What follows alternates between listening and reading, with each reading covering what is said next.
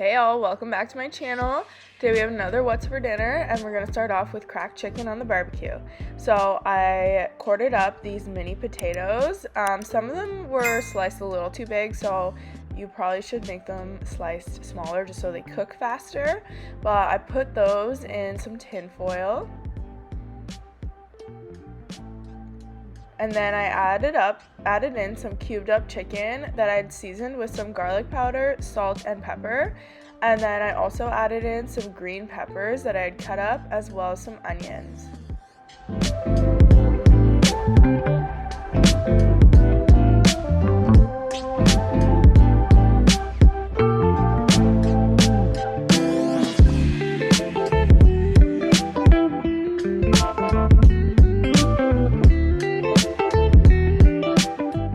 I then seasoned it with some ranch powder dressing and then added in some bacon bits as well.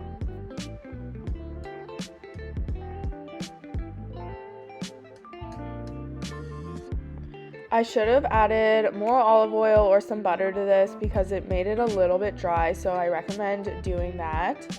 And then I just closed it up and put it on the barbecue. I then added it onto the barbecue, and this cooked for about half an hour to 40 minutes. I did have to wait a bit longer because some of my potato slices were too big, so they didn't cook as fast as the rest of it. But it was fine because it was a beautiful night outside. I had a White Claw and I just barbecued. So once it was almost ready, I then opened up the packages and added in some cheese.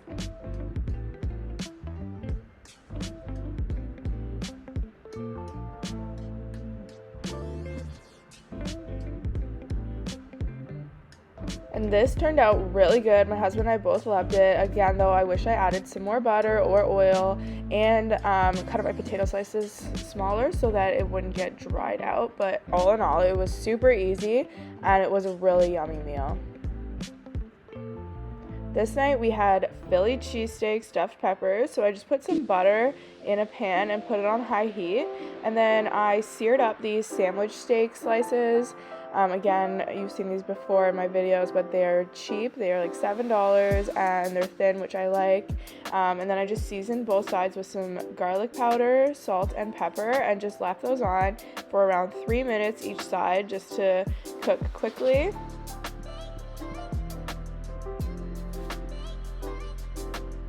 I then took them out and then I let them rest on the side while I cooked the rest of them, but the resting helps them just kind of like marinate and kind of cool down a bit.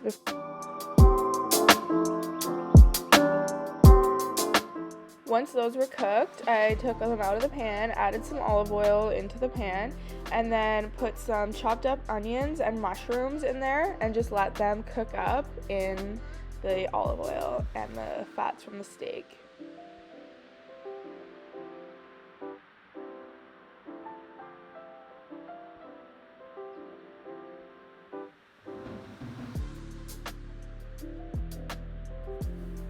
I then chopped up the steak into small bite-sized pieces so that they're easy to eat and will fit into the stuffed peppers. I only ended up using 3 of the steaks out of the 5. And then I got out a bowl, and in the bowl I added a 1/4 cup of mayo, and then the recipe called for Dijon mustard, but I didn't have any, so I used this sweet and spicy one. This is very flavorful, so I didn't add a lot because if you do, it overtakes the whole recipe. And then I also added in some more garlic powder and some salt and pepper, and this is just kind of like the sauce inside.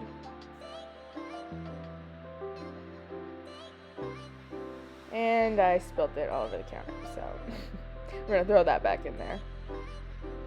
Then I just mixed it all up, and the warmth of the steak actually helped the sauce melt down a little bit, and it was really easy to spread. And then I added in the mushrooms and onions to the bowl, mixed those up as well. And then I did add in a little bit of cheese. This is optional, but I just wanted some in with the mixture as well as on top after. I then cut in half 2 green peppers, took out the top and the seeds, and then placed them on a baking sheet with some parchment paper. And then I just added the middle ingredients into each of them. I do wish I cooked the green peppers a little bit before. They were still kind of crunchy when I took them out. So you could place these in the oven before while you're making the rest of it if you wanted your green peppers to be a little softer. But then I put them on at 400 for 30 minutes and just let them cook. I think around the 20-minute mark I pulled them out, and then I added on some cheese, as well as I added 2 French fried onions, or on 2 of them I added French fried onions, and then I did 2 without in case my husband didn't want that many onions. I love onions, but sometimes he doesn't like the overkill of onions, but we ended up each having 1 of each kind because he wanted to try it with the French fried onions. I then put it back in the oven and let the cheese melt and let it continue to cook for around 10 minutes, and then took it out, and these were really, really good. And they're very healthy, low carb, so loved these. You could probably also make these on the barbecue if you wanted to. And then this night we were supposed to go out for dinner, but my dog ended up getting sick, so I had to come up with something last minute. So I used these Kievs from Costco, and I would put a picture on the screen of what they look like. They were a bit freezer burnt, but they still tasted great. And then I had this bag of broccoli and cauliflower I wanted to use out, so I just threw that on there as well, with some olive oil and some pepper and some Lowry's. Such an easy way to cook vegetables and get your vegetable intake in. And then for another side, I just threw some sweet potato fries and this mixed bag of wedges and tater tot things into the air fryer for 20 minutes at 375 and mixing them up in between. And this is just such an easy dinner that everything was frozen except for the vegetables, so it was nice just to throw this together, and I didn't have to worry about defrosting meat or anything. And of course, it was great. Nice Friday night, easy dinner. I highly recommend keeping frozen food for nights like these, just because my husband was like, do you want to pick up pizza? I'm like, no, I'll make something, and it saves money, and it's also delicious. So thanks for watching, and I'll see you in the next one.